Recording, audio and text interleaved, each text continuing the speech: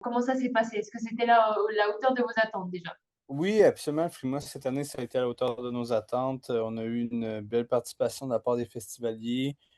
On doit avoir eu tu sais, on n'a pas tout fait les bilans encore, là, mais on a eu plus de 1500 festivaliers pendant tout le week-end. Ben, le festival a débuté avec Zachary Richard, qui est une légende.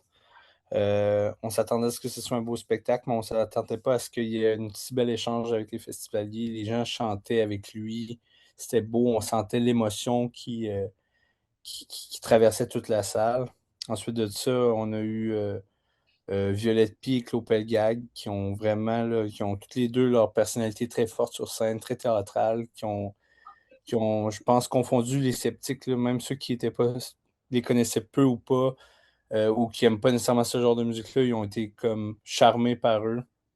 Ensuite de ça, on a eu ben, Émile Bilodeau. Tu sais, Émile Bilodeau, c'est une bête de scène. Ça n'a pas fait de changement. Ça n'a pas fait exception cette année au Frima. Aswell, qui est la dernière tête d'affiche, c'est quelqu'un qui a un lien vraiment particulier avec ses fans. Les fans connaissent toutes ses chansons.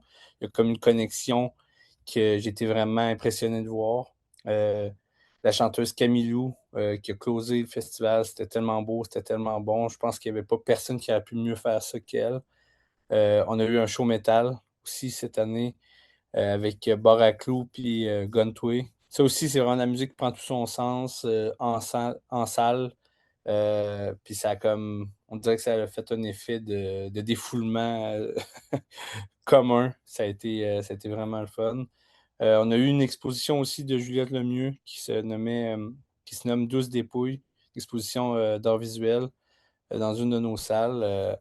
Puis ça aussi, là, je trouve que c'est un beau détail qu'on ajoute à notre festival, là, où on peut aller voir de l'art visuel, puis aller voir, peut-être un peu plus dans le multidisciplinaire, puis essayer de faire vivre le site de toutes les façons possibles. Super. Et est-ce qu'on peut déjà avoir peut-être un petit aperçu de l'édition de l'année prochaine ou Ben, c'est sûr que on discute des fois de 2, 3 années d'avance sur les artistes qu'on aimerait voir, tout dépendant des calendriers, puis plein d'impératifs comme ça. Évidemment, on ne peut pas s'avancer d'avance, mais ce qu'on sait, c'est que l'année prochaine, on veut améliorer notre volet relève. On aimerait beaucoup là, retravailler sur notre concours de la vitrine de la relève pour l'améliorer, essayer d'accompagner plus longuement les artistes, puis pouvoir vraiment quasiment faire un retour aux sources là, par rapport au Frima des premières années.